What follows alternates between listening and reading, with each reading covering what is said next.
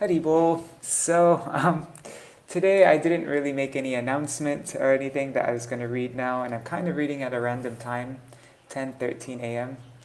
But anyhow, I just figured if anybody wants to, if anybody can just watch it and replay it later on. So I'm going to read the 4th chapter of Śrī Dāmodarāṣṭakam. And I'm going to just go through it a little bit quickly because I don't have so much time. So I'll just start little Jaidwani and then we can read. Jai Shri Guru Gauranga Gandharvika Giridhari Shri Radha Vinod Bihari Ju Ki Jai. Shri Govinda Gopinatha Maran Mohan Ju Ki Jai. Nitil Vishnu Vishnupad Ashtara Shatashmad Shala Bhakti Viranta Narayan Goswami Maharaj Shri Gurudev Ki Jai. Nitil Vishnu Vishnupad Ashtara Shatashmad Srila Bhaktivedanta Vaman Goswami Maharaj ki jai. Nitil Vishnu Vishnupad Ashtara Shatashmad Srila Bhaktivedanta Swami Maharaj Srila Prabhupada ki jai. Nitil Vishnu Vishnupad Ashtara Shatashmad Srila Bhakti Vigyan Keshav Goswami Maharaj ki jai. Nitil Vishnu Vishnupad Ashtara Shatashmad Srila Bhakti Siddhanta Saraswati Goswami Prabhupada ki jai. Nitil Vishnu Mahapagavat Srila Goksharas Babaji Maharaj ki jai. Nitil Vishnu Nitil Bhavishya Srila Satchidananda Bhakti Vinod Thakur ki jai. Nitil Bhavishya Vaishnav Sarvabhauma Srila Jagannath Das Babaji Maharaj ki jai. Shri Rupanu Gauriya Guru Varga ki jai. Shri Rup Sanatan Bhatta Raghunath Shri Jeev Gopal Patadash Raghunath Sharda Goswami Prabhu ki jai. Shri Sarup Damodar Rai Ramanandari Shri Gaur Parshad Vrinda ki jai. Namachay Srila Hairas Thakur ki jai. Prem se Gaho Shri Krishna Chaitanya Prabhu Nityananda Shri Advaita Gadadhar Shri Vasari Gaur Bhakta Vrinda ki jai. Shiksheta Mandala Gora Mandala Braja Mandala Mathura Vrindavan Dham ki jai. Sarva Abhishya Bharata Giriraj Maharaj ki jai. Shri Radha Kunda Shama Kund ki jai. Shri Yamuna Devi Ganga Devi ki jai. Shri Tulsi Maharani Vrinda Devi ki jai. Shri Bhakti Devi ki jai.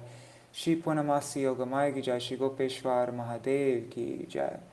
Shri Shri Radha Damodar Ju ki jai. Shri Dāmodarāṣṭakam ki jai. Shri Satyavrata Muni ki jai. Srila Krishna Dvaipayan Veda Vyasdev ki jai. Srila Sanatan Goswami Pad ki jai. Srila Gurudev ki jai. Srila Param Gurudev ki jai. Shri Damodar Vrat ki jai. Shri Uruja Vrat ki jai. Urujeshwari Shri Shrimati Radharani ki jai. Shri Rama Akadashi Titi ki jai. Akadashi Titi Palan Kari Vakta Vrinda ki jai. Shri Harinam Sankirtan ki jai. Ananta Koti Vaishnava Vrinda ki jai. Samagata Gaura Bhakta Vrinda ki jai. Shinitai Gaura Premanande Hari Hari Bo. Alright.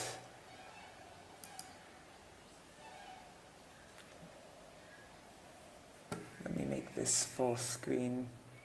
1 second, I'm just setting this up.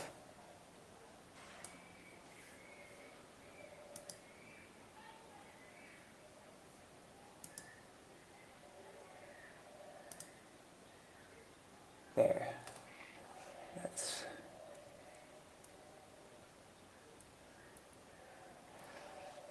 So I'm not gonna, or maybe should we just quickly read? Okay, fine. I'm just gonna quickly read. I'm just gonna read the translation from the songbook, which is a lot shorter of the full Dāmodarāṣṭakam. So, I worship the Supreme Controller, whose form is eternal, full of knowledge and bliss. Upon his cheeks, makara-shaped earrings are swinging, and he shines most brilliantly in Gokul. Running away from the grinding mortar in great fear of Mother Yashoda, he was ultimately caught from behind. Weeping incessantly, he rubs his eyes with his 2 lotus hands. His eyes are filled with fear. He takes heavy breaths again and again that cause the pearls and other ornaments around his neck, which is marked by 3 gracefully curving lines, to tremble. I offer pranam unto that Damodar who is bound by his mother's Vatsalya Bhakti. Through pastimes such as these, he drowns the residents of Gokul in pools of bliss, thereby informing people who are aware of his godhood that he can only be conquered by his devotees. Hundreds of times I again offer loving obeisance to him. O Deva, I do not ask for liberation from this world, nor the highest liberation of residence in Vaikuntha, nor do I seek any other benediction from you, the supreme benefactor. So this is the verse that we're going to read today. O Nath, May this form of yours as Bal Gopal, a little cowherd boy, in Vrindavan forever remain visible in my heart. What is the use of any other benediction? Your lotus-like face, encircled by soft blackish-blue curly locks of hair that have a reddish glow, is repeatedly kissed by the gopi Śrī Yashoda. May your lotus face, with lips like red bimba fruit, always remain manifest in my heart. I do not care about millions of other attainments. O Deva, O Damodar, O Ananta, O Vishnu, obeisance unto you, O Prabhu, be pleased with me. I am drowning in an ocean of miseries. Alas, I am most afflicted and do not know what to do. O Isha, shower me with your merciful glance and kindly uplift me by becoming directly visible to my eyes. Just as you freed the 2 sons of Kuvera, even while bound around the belly, and made them recipients of devotion, similarly, please bestow upon me profuse prem bhakti to you in your form as a little cowherd boy. O Damodar, I long for this alone. I do not want any other kind of liberation. O Damodar, I offer pranam to the rope binding your belly, for it is an abode of a brilliant effulgence. I offer pranam to your belly, which is the mainstay of the entire universe. I offer pranam again and again to Srimati Radhika, your most beloved. And I offer pranam to you, my divine Lord, who perform unlimited transcendental pastimes.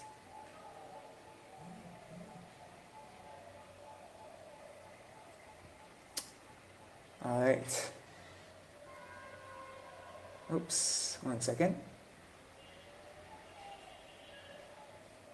All right.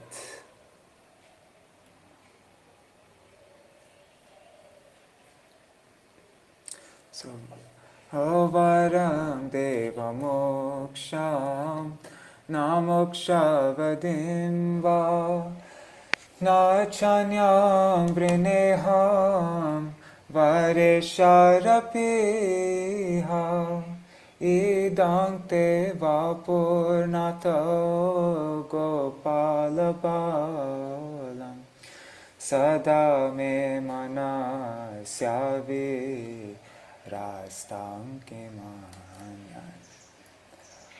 Okay. O supremely effulgent and playful divinity, I do not ask you for freedom from mortal suffering, the 4th of human goals. Nor do I ask for the ultimate limit of freedom, residence in Vaikuntha, the abode of extraordinary concentrated happiness. Nor do I seek any other benediction from you, even attaining bhakti, characterized by Shravan, Kirtan, etc., even though, as the supreme benefactor, you can easily grant all benedictions. O Lord of my life, may your beautiful form as Bal Gopal, a little cowherd boy in Vraj, always remain visible within my heart. I have no use for any benediction other than this. So this is Digdarshini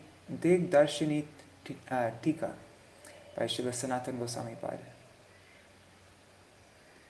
And here is the Digdarshini Tika Bhavanuvada. This is a translation which captures the essence of the meaning by my Srila Gurudev. Actually by Srila Bhakti Bhagavan Keshav Goswami Maharaj originally, and then translated from Bengali into Hindi by my Gurudev. Up until this point, Sri Satyavrat Muni has been praising Sri Bhagavan by describing the supremacy of his unique characteristics. Now, in verse 4, beginning with Varam, and in verse 5, Sri Satyavrat Muni begins to pray to obtain his most cherished object. O Deva means either, O supremely effulgent divinity, or, O Lord who always loves to perform certain charming pastimes. So that's the meaning of Deva. Supremely effulgent divinity, or O Lord who always loves to perform certain charming pastimes. Here, Vara Ishat Api means, even though you can grant any benediction, I do not ask you for freedom from mortal suffering, moksha, the ultimate goal among the 4 goals of human life. Beyond the attainment of ordinary moksha is the attainment of the utmost limit of moksha, residence in your transcendental abode, Sri Vaikuntha Loka. That abode is comprised of unending concentrated bliss. I do not even ask you for residence in Vaikuntha, nor do I ask for anyancha. The words anyam cha, others also, can be understood to mean either the other benediction attained by performing the celebrated ninefold system of devotional service, Navada Bhakti, beginning with the process of Shravanam, hearing about the personality of Godhead, or simply any other attainment generally considered worth asking for or considered superior by others. However, considering the word iha in this place, the meaning is, because I am in Vrindavan, I do not have the slightest desire to accept all these benedictions. And then there's a footnote translated from the Bengali edition of Dāmodarāṣṭakam. So this is Srila Bhakti-Pragyan Keshav Goswami Maharaj, my Param Gurudev. So at the end of the Digdarshini Tika of verse 3, it was said, among the limbs of bhakti, which were required for all devotees, I only pray to perform one special limb of bhakti, vandana, or expressing my adoration for Śrī Bhagavan. I do not pray for knowledge of Śrī Bhagavan's opulence or anything else. Now, in this stanza, it has been said that even the above-mentioned limbs of bhakti, such as Shravan, Kirtan, Vandana, and so forth, are also not desirable. The meaning is that, from the perspective of graduated excellence, the spurti of Śrī Bhagavan's beautiful form within the heart, as revealed only in Vrindavan, is a superior sadhya, a superior goal.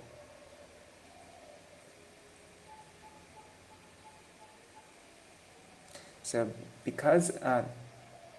in this place, iha, because I am in Vrindavan, I do not have the slightest desire to accept all these benedictions.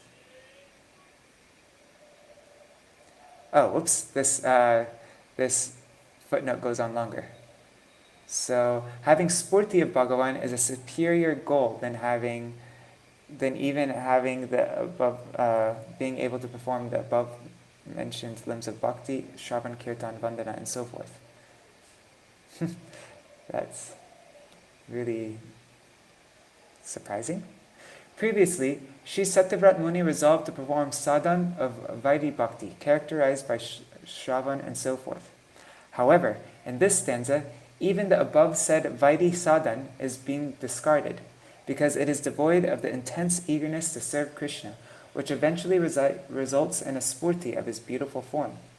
Sri Satyavrat Muni has offered this special prayer through Kirtan Bhakti, saturated by intense attachment and eagerness to serve, Raganuga Bhakti, in order to bring about the sadhya, the goal, of perpetually seeing such spurtis of Śrī Bhagavan's beautiful form within the heart. This is because without the mercy of Śrī Bhagavan, such a spurti will never occur. Okay, so that makes more sense. He's not asking for Vaidhi sadhan bhakti. He doesn't even want Shravan, Kirtan, Vandana, and so forth in Vaidhi bhakti. The word iha is also related to the latter half of the verse. Here, the progressive superiority of the three benedictions is self-evident. The Uttarakanda of Sri Brihad Bhagavatamrita clearly explains the superiority of residence in Vaikuntha Loka over moksha. Okay, and then there's a footnote here by my Param Gurudev, Srila Bhakti-Pragyan Keshav Goswami Maharaj. Verses 114 and 115 of Sri Brihad Bhagavatamrita's Uttarakanda are presented herein.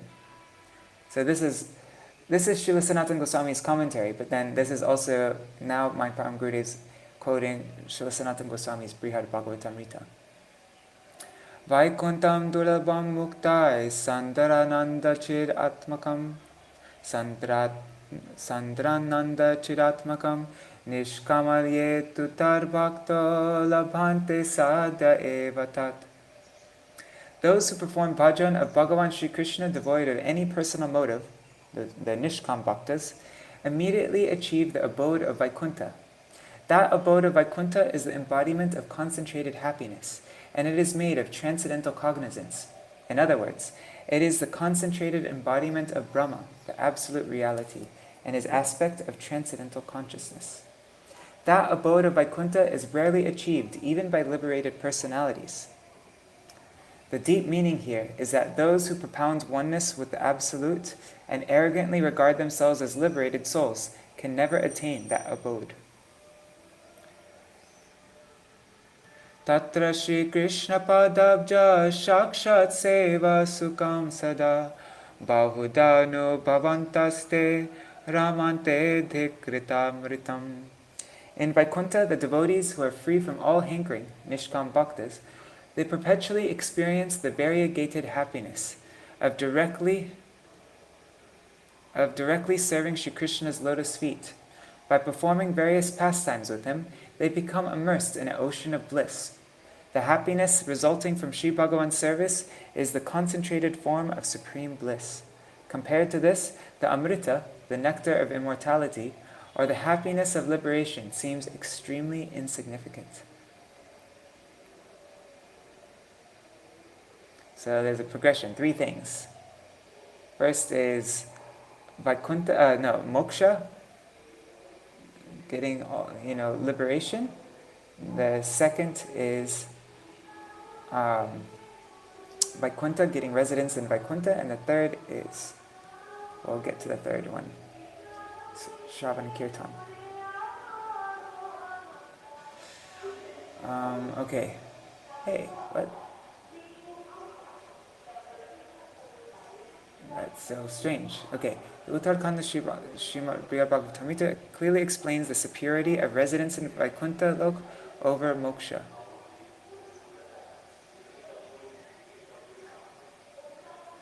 Okay.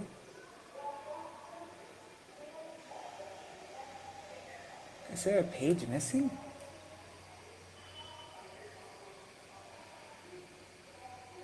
See, look, it ends here. The Uttarakhanda Srimad Bhagavatamrita over moksha, and now all of a sudden it's starting in the middle of a sentence. Oh my...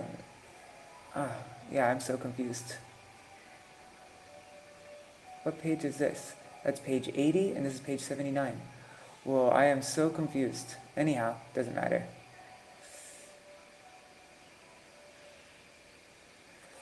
And maybe they just put a period there by accident. I think that's what happened. Okay. So, the Uttarakhanda of Srimad, maybe that's supposed to be a comma or something. So the Uttarakhanda of Srimad Bhagavatam clearly explains the superiority of residence in Vaikuntha Loka over moksha, and the performance of Navada Bhakti, the celebrated ninefold system of devotional service beginning with Shravanam, is even superior to that. Even superior to residence in Vaikuntha. This is also described in the following verse from Srimad Bhagavatam. Kamam bhavasva vrijiner nirayeshu nastach cheto livar yadinute padayo rameta vachas chanastulasivar yaditengri shobha Puryetate gunaganar narandra. Srimad Bhagavatam 3:15-49. Shri Sanat Kumar and the other Kumars prayed, O Lord, if because of the offense we made by cursing your devotees Jai and Vijay, we have to take birth in an extremely condemned species or even in hell, no harm, as long as our hearts and minds, like bees, are immersed in relishing the sweetness of serving your lotus feet. Our words are made beautiful by glorifying you, just as tulasi leaves are beautified when they are offered at your lotus feet. And our ears are eternally filled with descriptions of your transcendental qualities. So as long as our hearts and minds are engaged in that way, then we do not care about where we take birth. In other words, may we eternally have the fortune of hearing, Shravan, and singing, Kirtan, about you.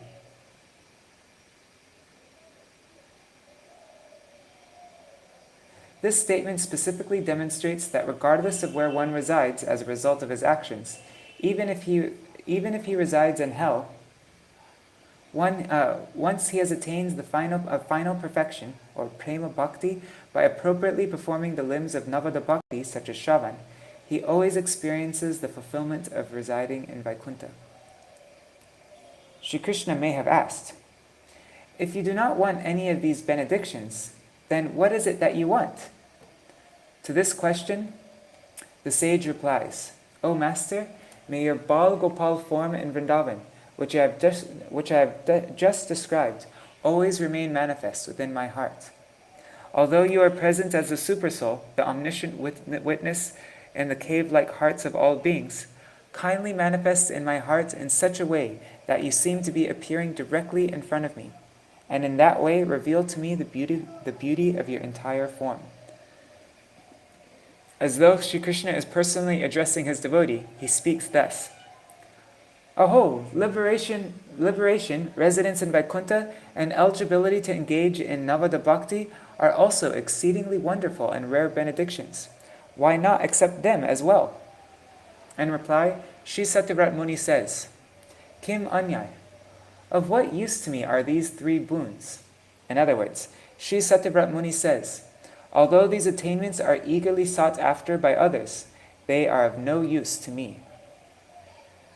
Shri Krishna is the essence of all bliss. If one attains him, then everything has been attained. However, the result of obtaining something as insignificant as liberation, instead of one's most cherished form of Shri Krishna, is only intense sorrow. It is for this reason that Sri Satyavrat Muni has implied that all other benedictions are of no use. Now, in the following passages, Srila Sanatana Goswami reveals another meaning of Kim Anyay. Sri Bhagavan asks the sage, you may not want liberation and other boons, but why do you not accept the benediction of seeing me and conversing with me in any of my opulent four-armed forms like Sri Narayan, a privilege greatly cherished by all? In this context, when Sri Satyavrat Muni replies that he has no use for any other benediction, he means, I will only experience the greatest bliss if your Bal Gopal form, the crown jewel of all beauty, remains forever manifest in my heart, and not otherwise. In Sri Brihad Bhagavatamrita's Uttarakanda 286-96, we find the statements of Sri Pipalayan Rishi. Therein he extensively discusses the glories of beholding Sri Bhagavan from within the heart, Antar Darshan. And there's an annotation by Srila Bhaktivedanta Keshav Goswami Maharaj on page 97. Should we read that after? Okay, let's read it now. I'm just going to finish this off first. In the previous stanzas, the sage has been singing the glorious stuti of his Lord. Yet, this stanza is apparently a prayer, prarthana. However, even this prayer has culminated in glorifying Sri Bhagavan. The sage's prayer for inner vision of Sri Bhagavan shows that such vision is the highest goal. This should be understood while considering the next verse. And then there's another annotation, right? No. Okay, so the sage's prayer for inner vision of Sri Bhagavan shows that such vision is the highest goal. And then the footnote. In verse 6, however, Srila Sanatana Goswami cites further examples for this in Sri Brihad Bhagavatamrita to prove that the superiority of darshan within the mind only applies to Jnani Bhaktas. In relation to Shuddha Bhaktas, or Premi Bhaktas, the conclusion is that darshan of Bhagavan within one's spiritually perfected senses is superior to darshan within the mind. Alright, so let's see this annotation by Param Gurudev. So, in Sri Brihad Bhagavatamrita's Uttarakanda, we find the statements of Sri Pipalayan Rishi. Therein he extensively discusses the glories of beholding Sri Bhagavan within the heart, Antar Darshan. So these are the glories. We're going to read about the glories of beholding Bhagavan within the heart. What's this? Okay. What page is that? 96.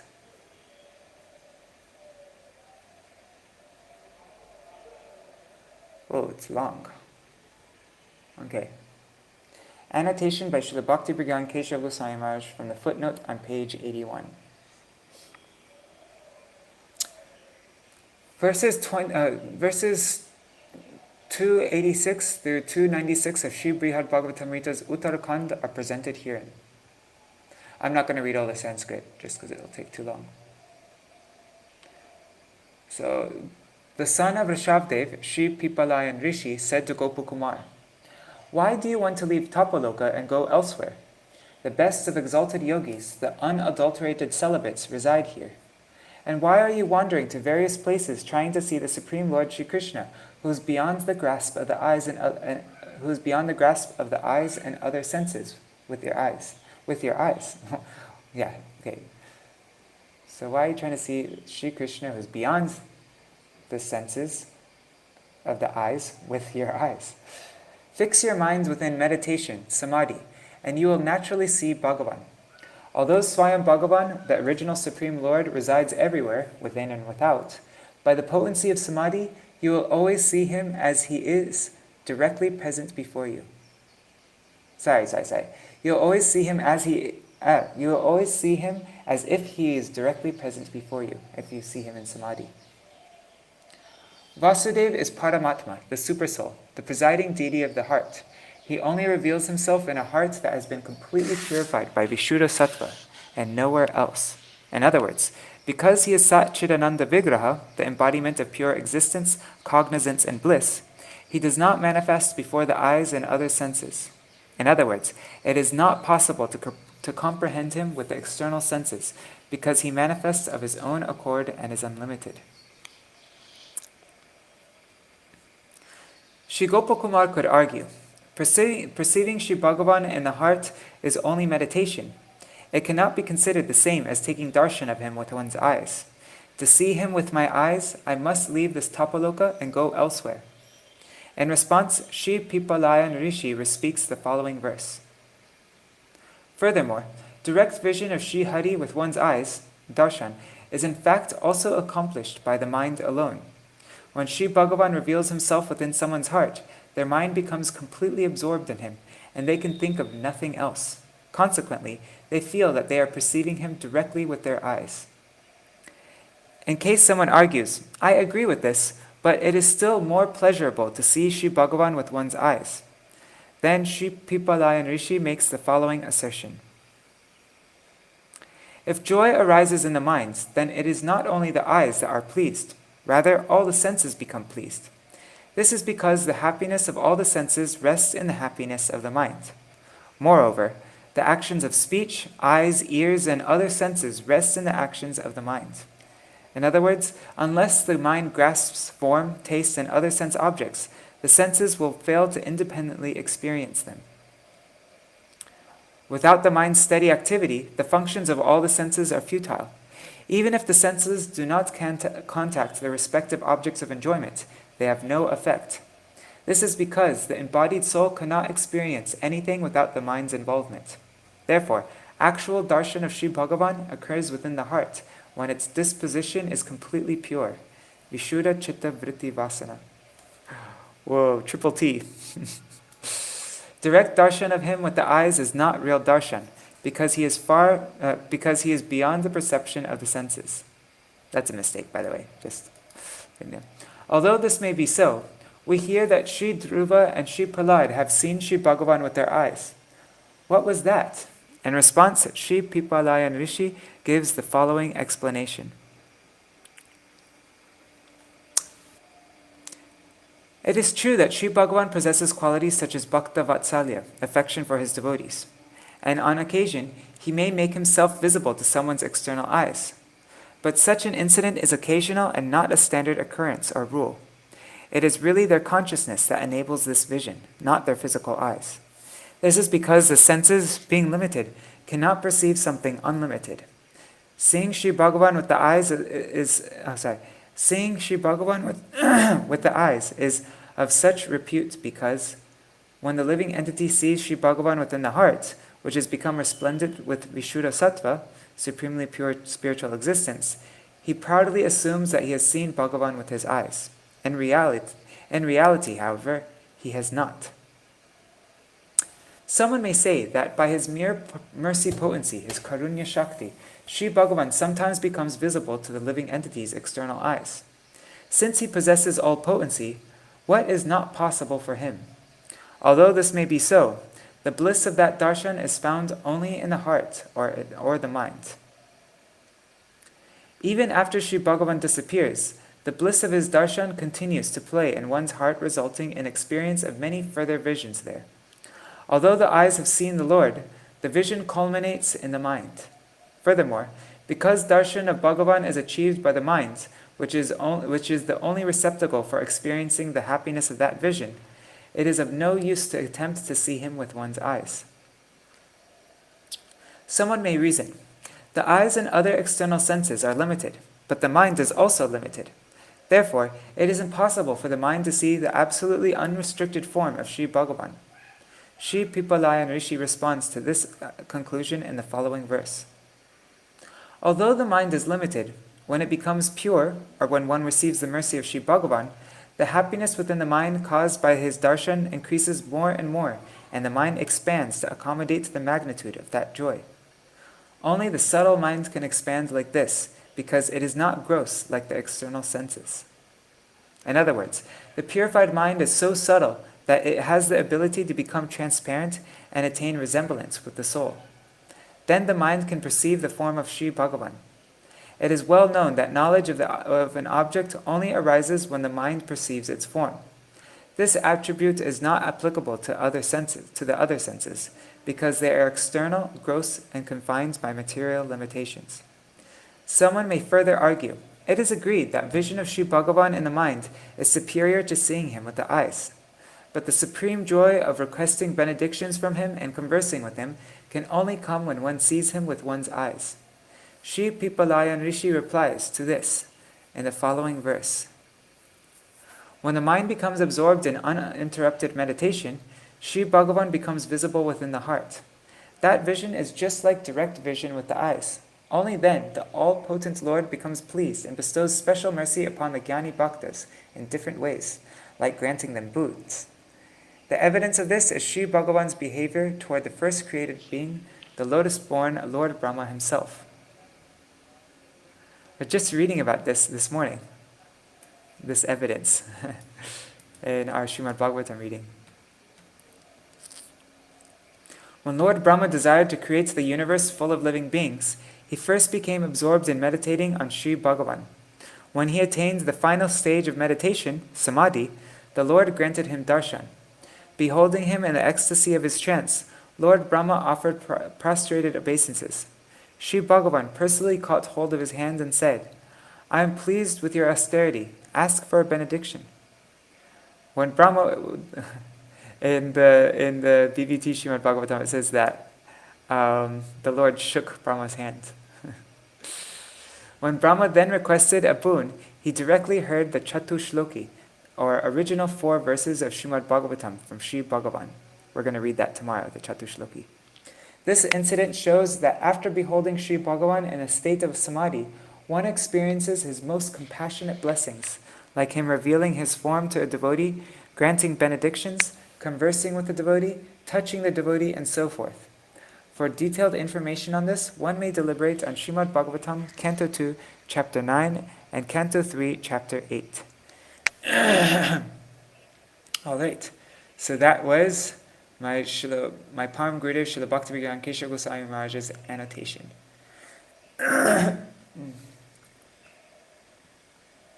Now we will read the explanation by my Srila Gurudev on this 4th verse.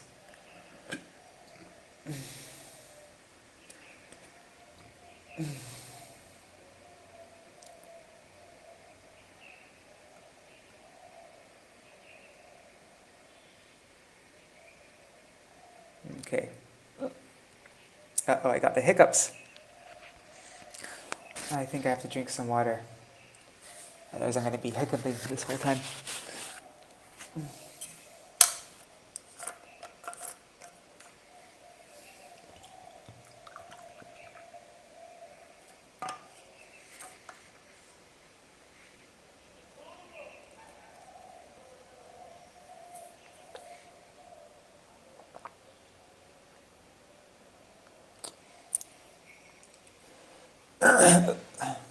Okay, hopefully that worked. Up to now, Sri Satyavrat Muni, so this is the Digdarshini Vritti by my Srila Gurudev. Up until now, Sri Satyavrat Muni has been describing the sweet pastimes of Sri Krishna, and specifically the pastimes characterized by Vatsalya Ras. Consequently, his heart has been melting. Dang it.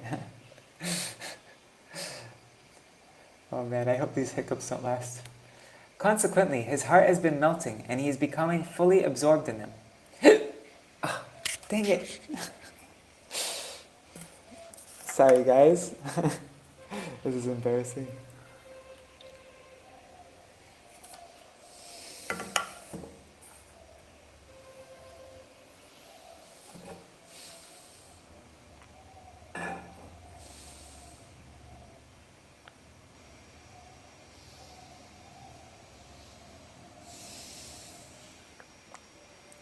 Okay.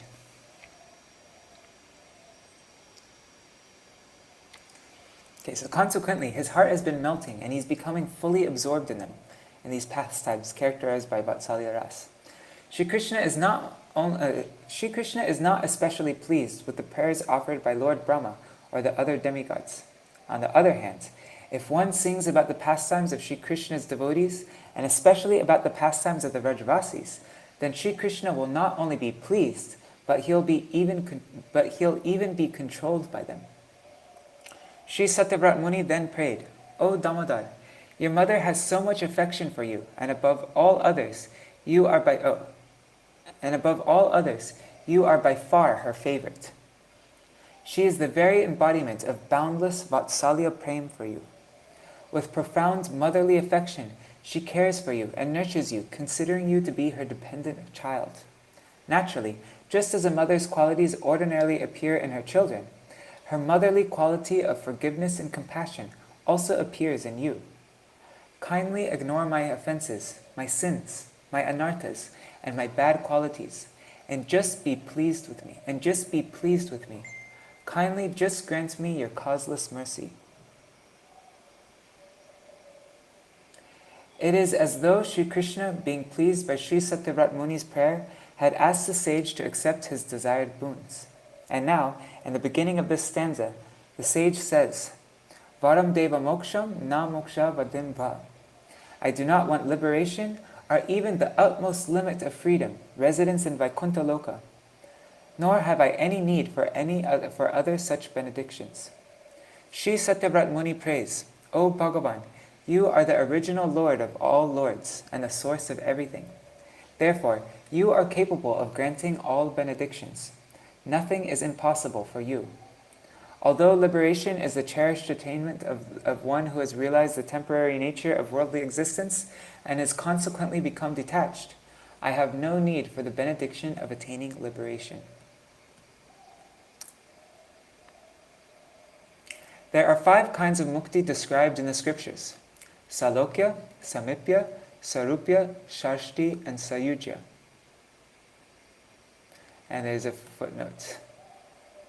The 5 kinds of mukti grants the following opulences. Salokya grants residence on the same planet as Bhagavan. Samipya grants constant nearness to him. Sarupya grants a form like his. And Sarshti grants boundless fortune similar to his. The 5th type of liberation, Sayujya, is attained at the exclusion of the other 4, as it grants total cessation of the individual ego by merging into the existence of Bhagavan. The definition, there are 5 kinds of mukti described in the scriptures, and we just heard the definition. The definition of mukti is found in Sankhya Shastra. Atyantiki dukkha nivritir eva mukti. Atyantiki dukkha nivritir eva mukti. The final cessation of all forms of misery suffered during the endless cycle of birth and death is mukti. So the cessation of the cycle of birth and death, the misery. And resolving to permanently end their suffering, some people aspire for Sayujya Mukti, merging into the impersonal feature of Brahma. This form of mukti is actually offensive and is fully opposed to bhakti. Previously, even the 4 Kumaras, like Sanak, Shri Sanandan, Shri Sanat, and Shri Sanat Kumar, desired this kind of mukti. And there's a footnote here. In Srila Sanatana Goswami's Digdarshini Tika, the prayer from Srimad Bhagavatam 3.15.49, beginning with Kama and Bhava, is spoken by the 4 Kumaras during their first direct darshan of Lord Narayan at the gates of Vaikuntha. Needless to say, by the time they spoke that prayer, they had long since abandoned their desire for Sayujya Mukti. However, as Sri Satyavrat Muni prays for his desired boon, he discards the goal of moksha, sayuja mukti, with the words varam deva moksha. And at the words na moksha vadimva, he expresses that he does not even want the unending, concentrated happiness of residing in Vaikuntha, the ultimate limit of freedom. We should carefully consider the meaning of moksha vadhim. Unlike sayuja mukti, the other 4 kinds of mukti are not entirely unfavorable to bhakti. Those who accept these 4 kinds of mukti exist within the realm of Vaikuntha in 2 classifications. In one class, Sukaishvarya Uttara Moksha, the desire for one's own happiness and opulence predominates. Whereas in the other class, Prem Seva Uttara Moksha, one's longing to render loving service to Sri Bhagavan predominates over all others.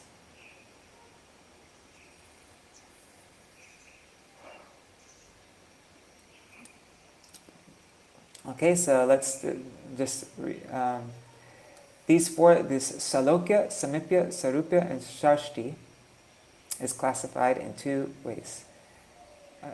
Swasukaishvarya Uttara Moksha and Prema Seva Uttara Moksha, where one's own happiness predominates and where loving or rendering loving service predominates.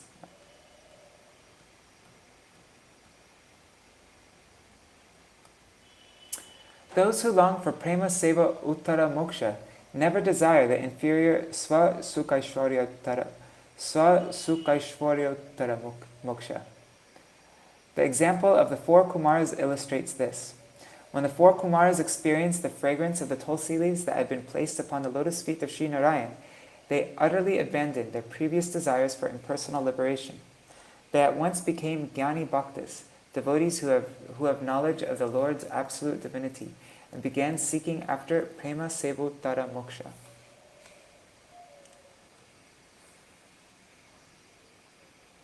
Okay, next topic.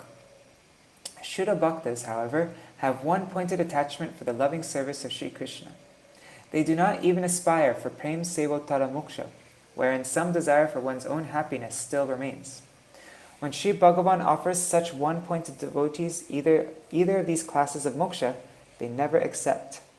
Therefore, in Srimad Bhagavatam 3.29.13, Sri Bhagavan says, I think it's Kapila, right? Kapila says, Diyamanam nagrimnanti vina mat sevanam jana. A pure devotee never accepts any kind of moksha, even if I personally offer it to him. The unalloyed devotee's only desire is to engage in loving service to Sri Bhagavan. In the history of Vritrasura, narrated in Srimad Bhagavatam, Vritrasura rejected all varieties of moksha and prayed to be able to render service to the lotus feet of Sri Bhagavan. These verses are extremely special.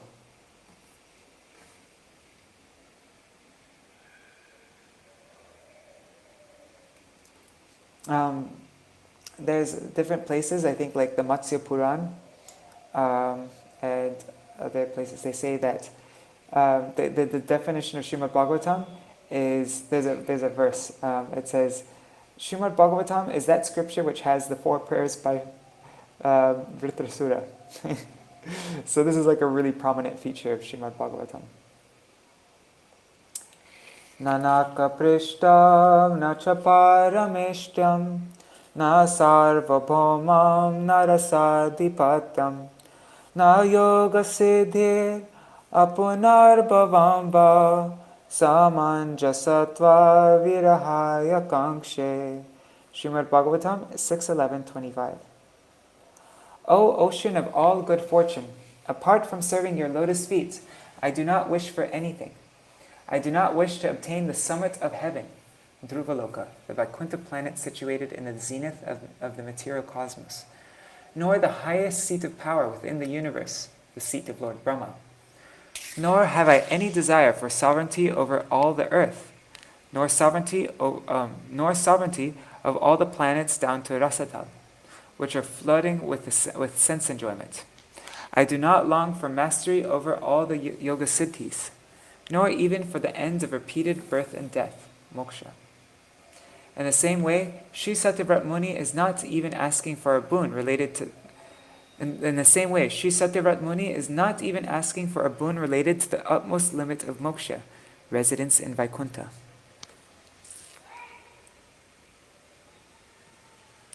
Śrī Satyavrat Muni continues, Na cha anyam. Furthermore, I have no desire to obtain any other benediction. By the word anya, other, in this phrase, Śrī Satyavrat Muni implies, I do not even want the result of performing the 9 kinds of Vaidhi Navada Bhakti, hearing about Bhagavan, Shravan, chanting his names, Kirtan, remembering him, Vishnu Smaran, serving his lotus feet, Pada Sevan, worshipping him, Archan, praising him, Vandana, maintaining the attitude of serving him, Dasya, nurturing a friendship with him, Sakya, and submitting one's very self to him, Atma Nivedan. His response astonishes Shri Krishna, who then asks, the 9-fold system of devotional service, Navada Bhakti, has been abundantly praised in the scriptures. Yet you do not want to accept even that. What then is your desire? Śrī Satyavrat Muni utters his prayer. My only desire is that your form as little Bala Gopal manifests in my heart forever. That small cowherd boy who is afraid of his mother and who is looking here and there with fearful, suspicious eyes. In the phrase Vareshad apiha, Vara ishat api iha, the word iha means here, or in this place.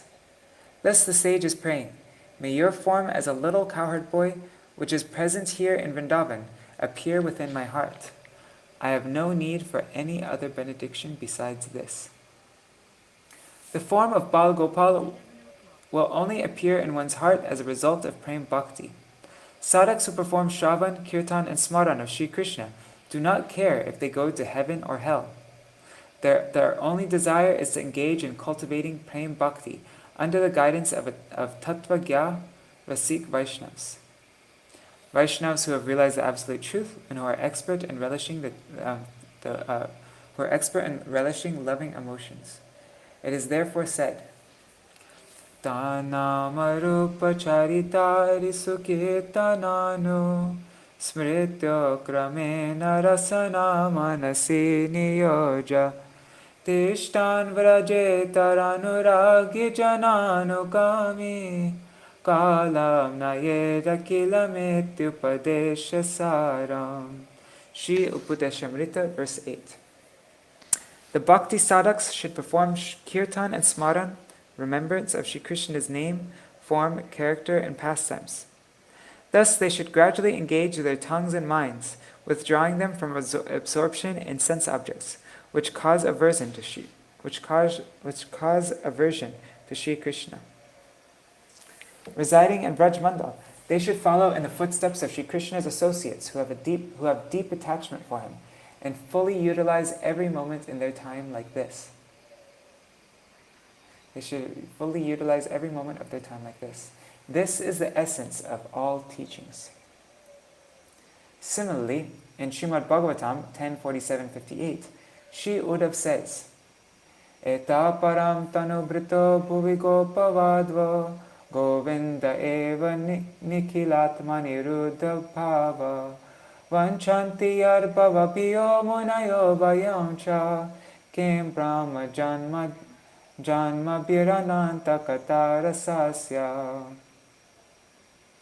The young wives of the Gopas embodied here on earth lead the topmost lives because they have Mahabhav, or full-blown selfless love for Shri Govinda, the very soul of all. Their pure love is sought after by those sages who fear repeated birth and death, as well as by us.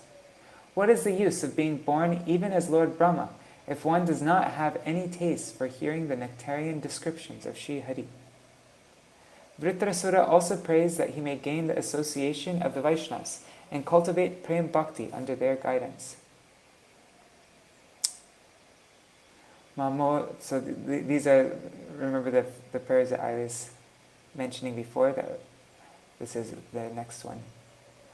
Mamottama shloka janeshu sakyam Sangsara chakre brahmata swakarmibhi Tvanmayayatmatmajadara giheshva sakta chittasya nanata bhuyat. Srimad Bhagavatam 6:11-27. O Master of my life, I am not seeking liberation. I am not concerned if I must repeatedly roam about in this vicious circle of birth and death as a result of my pious actions.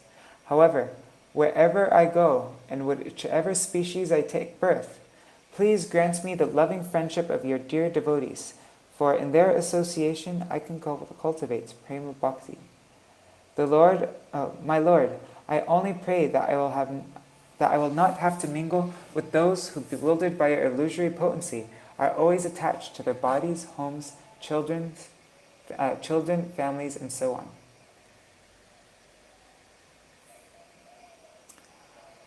Although the position of Navada Bhakti is so elevated, Sri Satyavrat Muni has no desire for it. Why? Srila Sanatana Goswami reconciles this wonder. He explains that the fruit of one's practice of Navada Bhakti depends on the nature of one's practice. When the 9 limbs of Bhakti are performed according to Vaidhi-marg, the path of strict adherence to scriptural regulations based on fear, they enable the sadhak to attain Vaikuntha. On the other hand, when the same limbs of Bhakti are performed in Rag-marg, the path of spontaneous love, they enable the sadhak to reach the abode of Vrindavan, where they attain loving service to Sri Krishna. It is important to carefully understand the meaning of rag. Raga is defined as one's attraction to an object. If the soul's inherent capacity to be attracted is directed towards Sri Krishna, if he becomes the exclusive object of that attraction, it is called Ragatmika Bhakti. Srila Rupa Goswami Pad has defined Ragatmika Bhakti in the following verse. Ishte swarasiki raga paramavishtita bhavet tanmayi yar bhavar bhakti satra ragatmiko dita. Raga is the unquenchable loving thirst for one's object of affection that in turn gives rise to spontaneous and intense absorption in that object. Devotion that is performed with such rag is known as Ragatmika Bhakti. Spontaneous, intense absorption in the object of one's love is referred to as rag. And when Krishna Bhakti reaches this state of intense attachment, it is called Ragatmika Bhakti. Thus, in brief, Ragatmika Bhakti is the loving thirst for Sri Krishna. The topmost example of Ragatmika Bhakti is found in the deeply loving emotions that the Vrajvasis feel for Sri Krishna. And devotion that is aimed at attaining this stage of Ragatmika Bhakti is called Raganuga Bhakti, Bhakti following in the wake of Ragatmika Bhakti. Since the devotion of one following the Vaidhi marg is dependent on the dictation of rules and regulations, it is weak. On the other hand, Raganuga Bhakti is entirely independent, and therefore it is powerful by nature. The topmost example of Anurag, incessant deep loving attachment for Sri Krishna, only exists in the hearts of the Vrajvasis. The devotee should meditate on the associates of his beloved Lord, Krishna, who have the same mood for which he aspires. Furthermore, he should remain absorbed in hearing, chanting, and remembering the names and pastimes of Sri Krishna in Vraj that are conducive to his own particular mood. Each devotee should reside in Vraj Mandal, following the associate who shares his own favored mood, in the matter just described. Those who aspire for a mood of friendship with Sri Krishna should follow the footsteps of his companions, such as Sridham and Subal. Those who desire to have parental affection for him should follow Sri Nanda and Sri Yashoda. And those who hanker for conjugal love with Sri Krishna should follow Sri Lalita, Sri Vishaka, and so on. Thus, each devotee, according to his own mood, should immerse himself in the pastimes of Sri Krishna and live in Vraj. Srila Rupa Goswami Pad has outlined this process of bhajan in his Bhakti Rasamrita Sindhu. Krishnam smaram janang chasya preshtav neja samihitam tat katarataschasa Kuryar Vasam Braje Sada. The devotee should constantly remember Śrī Krishna along with the dearmost associates of Śrī Krishna whom he chooses to follow. While permanently living in Vraj, he should become attached to always hearing about them. If one is able to live in Vraj by body, then one should live in Vraj by mind. Seva saraka rupena siddha rupena chatrahi tarbhava lipsuna karya vrajalokanusarata. He who has developed greed for ragatmika bhakti should closely follow in the footsteps of the particular associates in Vraj, whose moods he aspires for. Under their guidance, he should engage in service both in his external form as a sadhak and internally with his perfected spiritual body. If the sadhak longs to attain the fully blossomed, mature state of prem, he should take to heart the instruction of Śrī Raghunath Goswami. Yari chera vasam prajapuvi saragam pratijanur yuvadandam tachet paricharitunara dabilashe sarupam shirupam saganami hatasya grajamapi sputam premna nitam smaranam atadatam shinumana. Shri Manashiksha, verse 3. If a sadhak longs to attain the fully blossomed, mature state of prem, he should take to heart the instruction of Srila Raghunath Das Goswami. If you wish to live in the land of Vraj birth after birth, and if you crave the chance to perform direct service to the eternally youthful divine couple in their Pardakiya affairs, full of rag, then, my dear mind, listen to me.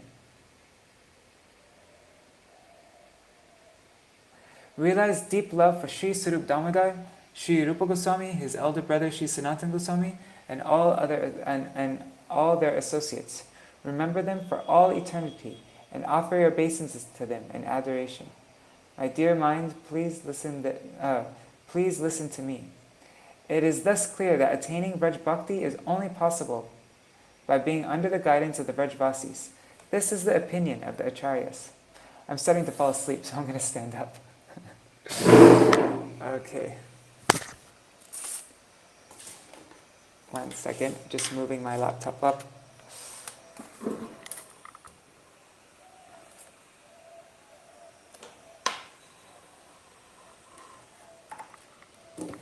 Okay, now I'm standing. Now I won't fall asleep.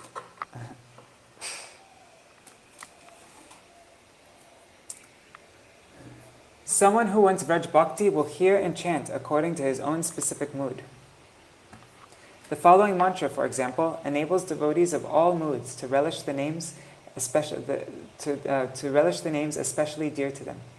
According to their specific ras, devotees will cherish one name in particular with this mantra. Shri Krishna Gopala Hare Mukunda Govinda He Nanda Kishara Krishna Shri Yashoda Tanaya Praseda Shri Balaviji Vanaradikesha. Shri Brihad Bhagavatamrita 247. Shri Krishna, Gopal, Hari, Mukunda, Govinda, O youthful son of Nanda, O darling of Shri Yashoda, be pleased with me, O life of the gopis, O master of Shri Radhika. So see, there's a gradation here. It goes higher, higher, higher, higher until the topmost name, Radhikesha. So one should engage in Shravanam and Kirtanam, but that Shravanam and Kirtanam must be of the names, forms, and qualities of Shri Krishna that are in relation to his pastimes in Vraj, and it should be performed while under the guidance of Rupanuga Vaishnavas, followers of Srila Rupa Goswami. Bal Gopal, Yashoda's darling son in Vraj, can only be attained by this process. He can never be attained by performing the limbs of Vaidhi Bhakti. Shri Satyavrat Muni rejects the results of Vaidhi's Navada Bhakti. When the form of Bal Gopal manifests in one's heart, what else is there to attain? If one has achieved the abode of Vrindavan and the association of exalted Rasika Vaishnavas, the residents of Vraj, one's performance of Shravan and Kirtan in such association will naturally result in the highest attainment of all one's cherished desires. It will result in the highest attainment, and all of one's cherished desires will be fulfilled.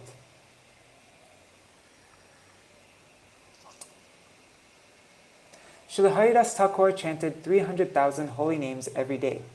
Consequently, Sri Chaitanya Mahaprabhu himself awarded him the title Nama Acharya, the most exemplary teacher of chanting the holy name.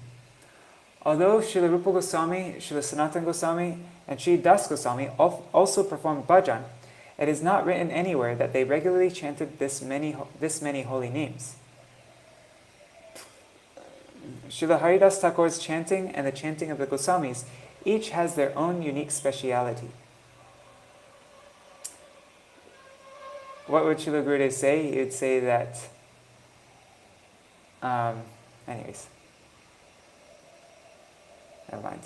In a similar sense, the descriptions of the love exhibited by Lakshmi Devi and the love exhibited by Srimati Radhika, by Srivas Pandit, the crown jewel of the devotees and Mahaprabhu's intimate associate. So, the love exhibited by Lakshmi Devi and the love exhibited by Srimati Radhika, by Srivas Pandit, and by Śrī Dāmodarāṣṭakam respectively, each have their own unique specialities. At the time of the Rath Yatra festival, Srivas Pandit tried to establish the glories of Lakshmi Devi's love for the Lord. But in response, Śrī Dāmodarāṣṭakam established the supremacy of the love of his own Swamini, Srimati Radhika. It is also seen that when Pradyumna Mishra came to Jagannath Puri, Sriman Mahaprabhu sent him to hear Krishna Katha from Sri Rai Ramananda, not from Srila Haridas Thakur, even though he was present in Puri at the same time. Srila Haridas Thakur is a combined form of Sri Brahma and Sri Prahlad, and his chanting of the holy name is absolutely pure. However, in any consideration, the particular moods or bhavs of the Vaishnavas are always the main factor in determining their exalted positions. Everything depends on mood. Sri Prahlad Maharaj is a Jnani Bhakta and can never ascend beyond Vaikuntha. Although those with a thirst for Vraj Bhakti offer their deepest respects to the bhajan performed by Srila Haridas Thakur, they always choose to follow Srila Rupa Goswami, Srila Sanatana Goswami, and Srila Raghunath Das Goswami. These topmost Vrajvasi Goswamis always remained absorbed in Vraj Bhav, and, in a mood of intense separation, they bathed in the nectarian ocean of Shri Krishna's Vraj pastimes, day and night. Our sole aim is to perform bhajan under their guidance. The following statement has been heard directly from the mouths of some bygone worshipful Vaishnavas. Bahiranga loya kore nama sankirtan, antaranga loya kore prema aswadan. In public, Sri Chaitanya Mahaprabhu would perform Nam Sankirtan, and privately, with his most intimate internal associates, he would relish Vraj Prem. In the Gambhira, Sriman Mahaprabhu would relish Vraj Ras exclusively with Sri Swarup Damodar and Sri Rai Ramananda. These two most intimate associates of his would recite verses and songs according to his internal moods. Ai dina dayardhanata he, mathura natakadavalokya se, hridayam tvar aloka kataram, daita brahmyati kim karomyaham. Srila Madhavendra Puri quoted from Sri Padyavali 334. O Master, your heart always melts because of your compassion for the destitute. O Lord of Mathura, when will I see you again? O beloved Lord of my life, because I am hankering so fervently to see you, my heart has become intensely restless. What shall I do? What shall I do now? What shall I do now? He Deva, He Daita, He Bhuvanaika Bandhu, He Krishna, He Chapala, He Karunaika Sindhu, He Nata, He Rama, He Nata, He Ramana, He Nayana Abhirama, Ha Ha Kadano Bhavitasi Padam Drishor Me. Oops, the meter should have been He Deva, He Dayita, He Bhuvanaika Bandhu, He Krishna, He Chapala, He Karunaika Sindhu, He Nata, He Ramana, He Nayana Birama, Ha Ha Kadanu Bhavitasi Padam Vishwarme. Shri Krishna Karnamrita 40. O my worshipful Lord, O dearest one, you are the only friend of the entire universe. O Krishna, O restless one, you alone are the ocean of mercy. O my master, O my lover, O charmer of my eyes, alas, alas, when will I behold your lotus feet? Only Sri Rai Ramananda and Sri Śrī Dāmodar could understand the deep meanings of these verses, and only they could console Mahaprabhu when he was overwhelmed by the sharp pangs of his intense mood of separation from Krishna. In his commentary, Srila Sanatana Goswami Pad has certainly indicated the great importance and speciality of the moods of Raganuga Bhakti over those of Vaidhi Bhakti. The Rupanuga sadhak should remember that our Goswamis are all Radha Pakshiya. They all identify themselves as being part of the Sri Radha's intimate group. They are only pleased when Sri Krishna becomes so absorbed in thinking about Sri Vrishabhanu Nandini, Sri Radha, that his darkish complexion becomes golden like hers. Radha chintani veshena yasya kantir vilopita Shri Krishna charanam bande Radha linkita vigraham. Shri Radha Vinod Bihari Tattvashtakam, verse 3. When Srimati Radhika was in Man, Shri Krishna, in the mood of intense separation from her, became so completely immersed in thinking about her that his own darkish complexion became golden like hers. I adore the lotus feet of that most glorious form of Shri Krishna.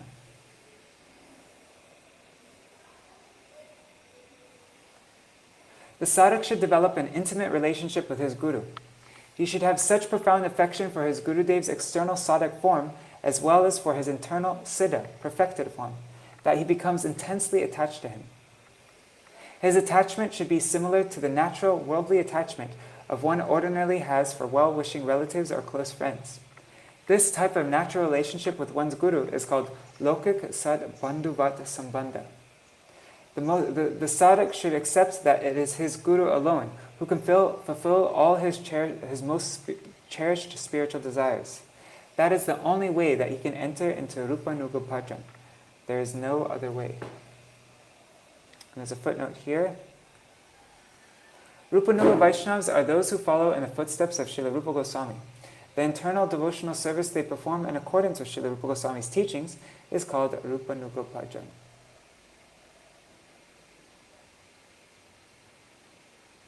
Where was I?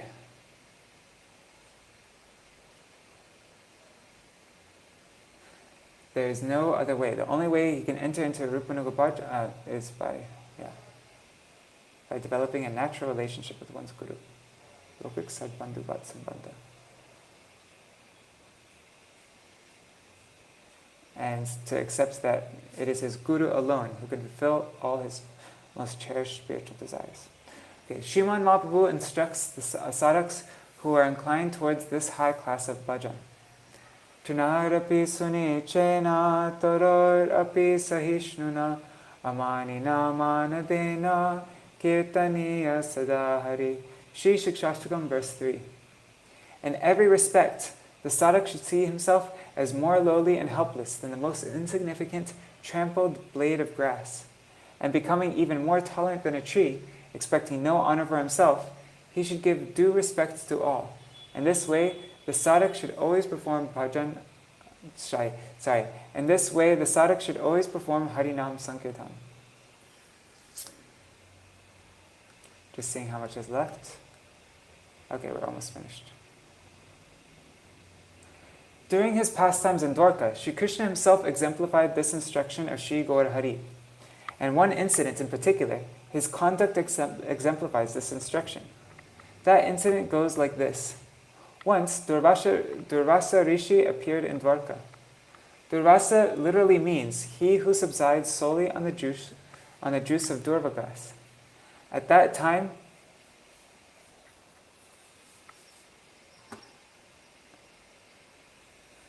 At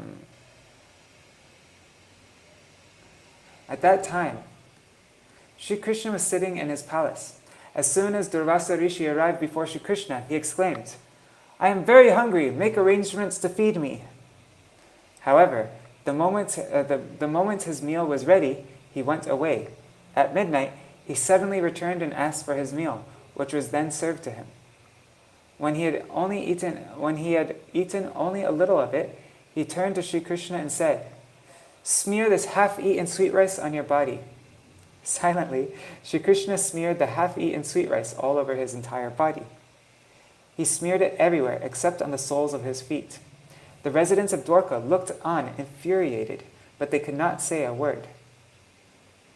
"I want to ride around on a chariot pulled by Rukmini," said Durvasa Rishi. After Shri Krishna made the arrangements for this, Durvasa Rishi demanded that Shri Krishna become the charioteer. Shri Rukmini dragged the chariot along until, on the verge of fainting, she fell to the ground. Upon seeing this, the residents of Dwarka were unable to tolerate any more.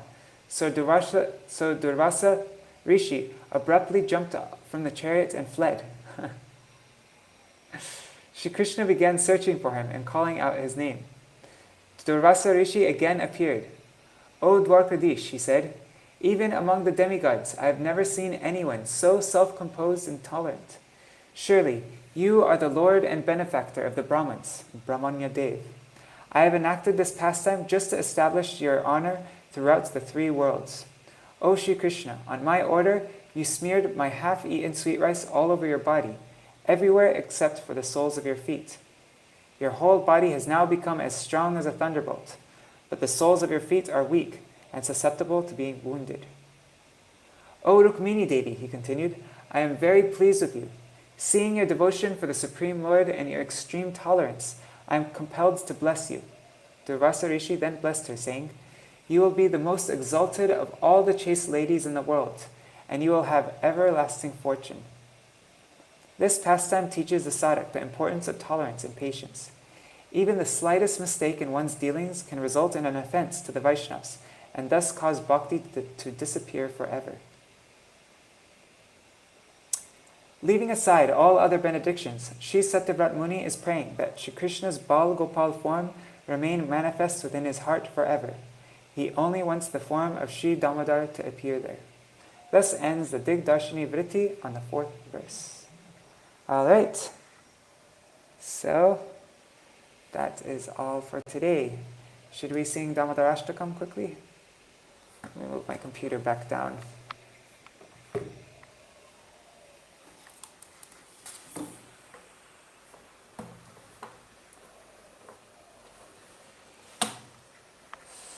All right.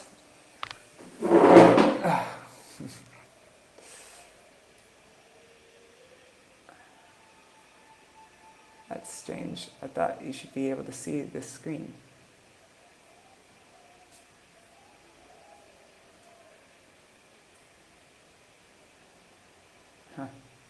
Anyhow, let me share this screen with you.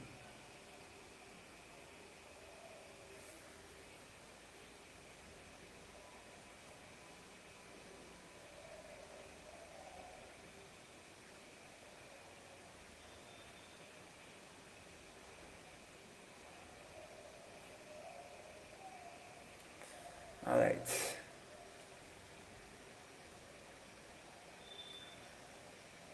Namamishwaram Sachiranandarupam Halasakundalam Gokule Prajamanam.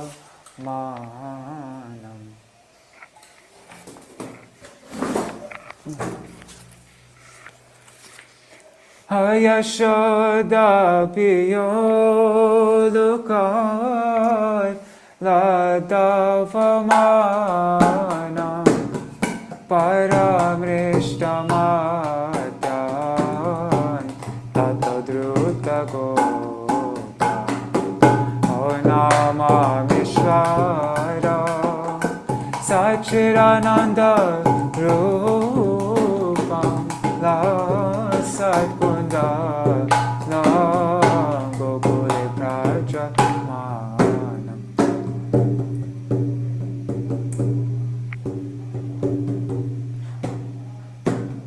Arudantamur netra Yugmamrijantam Karabhaja Jugmena Satankanetram Mohsasakapa Trirekakakanta Stita Graivadam Daram Bhakti Vadam Nama Mishwaram Sachirananda Rupam Ola Satkundalam Gokule Prajaman Ayete Dreka Salila Ved Ananda Kunde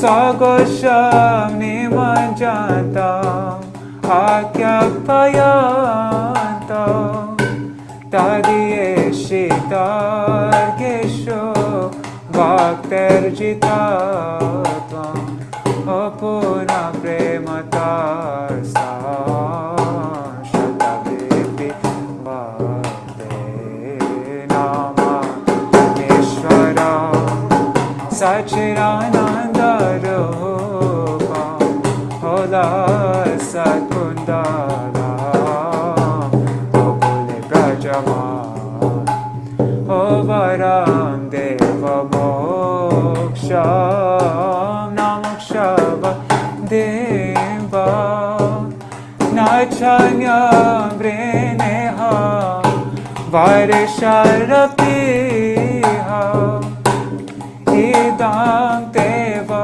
Purnata Gopala Bala O Sada Me Manasavi Rastam Me Mani O Nama Vishwaram Sachirananda Rupam Ola Sakundalam Gokule Prajaman Oye Dante Mukam Pojam Avyakta Nilar Vritam Kuntalashnika Raktasya Gopyam Mosham Vitam Pimparakta Dharane Manasya Virasta Mala Laksharam O Nama Visharam Sachirananda Rupam Dasa Kundalam Gokule Prajaman O Nama Devadam O Dharananta Vishnu Prasira Prabhuto Kachala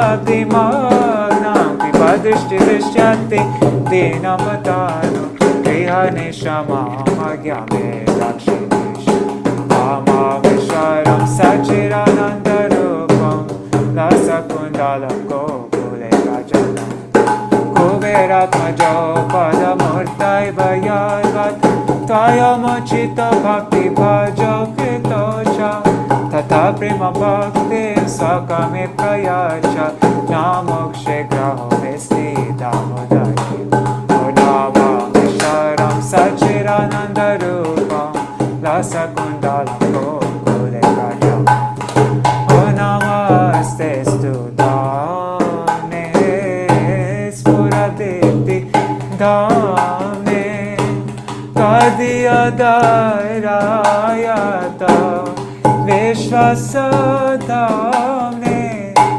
Namaradhikaya Tadiya Priyaya Namaradhikaya Tadiya Priyaya Namaradhikaya Tadiya Priyaya Radhikaya Tadiya Priyaya O Namanantale Devaya Nama Radhikaya Tadiya Priyaya Nama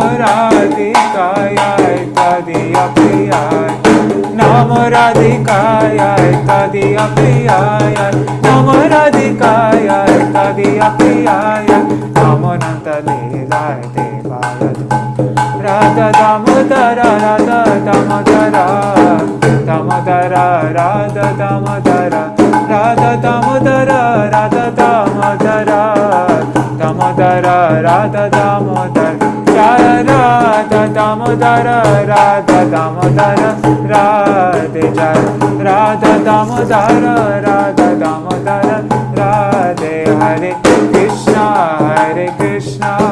Krishna Krishna Hare Hare Hare Rama Rama Rama Hare Hare Hare Krishna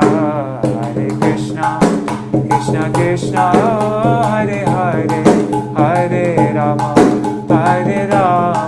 Rama Rama Hare Hare Hare Krishna Krishna Krishna Hare Hare Hare Rama Ram Ram Hare Hare Hare Krishna Krishna Krishna Hare Hare Hare Ram Ram Ram Hare Hare Hari Bol Hari Bol Hari Bol Hari Bol Nitai Bol Hari Bol Hari Bol Hari Bol Gaur Hari Bol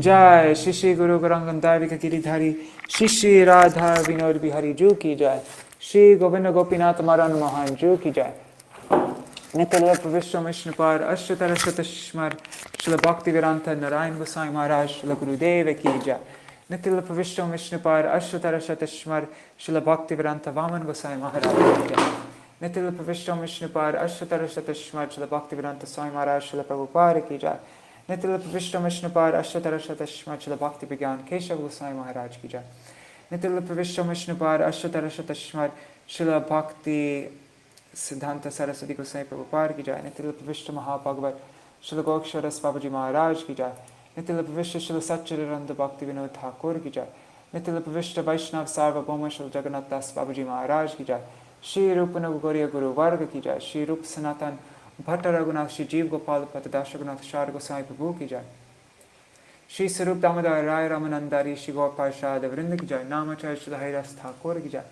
Prem Se Kaho Shri Krishna Chaitanya Prabhu Nityananda Shri Advaita Gadadhar Shivasari Gaura Bhakta Vrinda Ki Jai Shri Kshetra Mandala Gaura Mandala Braja Mandala Mathura Vrindavan Dham Ki Jai Sarva Abhishyavarata Giriraj Maharaj Ki Jai Shri Radhakund Shamakund Ki Jai Shri Muna Devi Ganga Devi Ki Jai Shri Tulsi Maharani Vrinda Devi Ki Jai Shri Bhakti Devi Ki Jai Shri Purnamasi Yoga Maya Ki Jai Shri Gopeshwar Mahadev Ki Jai Shri Harinam Sankirtan Ki Jai Ananta Koti Vaishnava Vrinda Ki Jai Shri Shri Radha Damodar Ju Ki Jai Shri Jiva Goswami Par Ki Jai Shri Sanatan Goswami Par Ki Jai Shri Gurudev Ki Jai Shri Param Gurudev Ki Jai Shri Satyavrat Muni Ki Jai Shri Harinam Sankirtan Ki Jai Ananta Koti Vaishnava Vrinda Ki Jai Samagata Gaura Bhakta Vrinda Ki Jai Shri Nitai Gaura Premanande Hari Hari Bo Vrindai Tulsi Devai Priyai Keshavashacha Krishna Bhakti Padadevi Satyavatai Namo Namaha Vancha Kalpatarubhyascha Kripa Sindhubhya Vacha Patitanam Pavanebhyo Vaishnavebhyo Namo Namaha. Dandavat Pranams. Thanks for joining me in this reading. Oops. Would you like to have a darshan of our mutt? I'll give you, just picking up my laptop. My camera is not the best on my laptop, so hopefully the exposure isn't too much. 1 second. Yeah, it looks like it's too much exposure. It's not going to show up. Oh no, it was working. See, there is Shri Keshavji Gauriya Mutt and Shri Navadip Dham.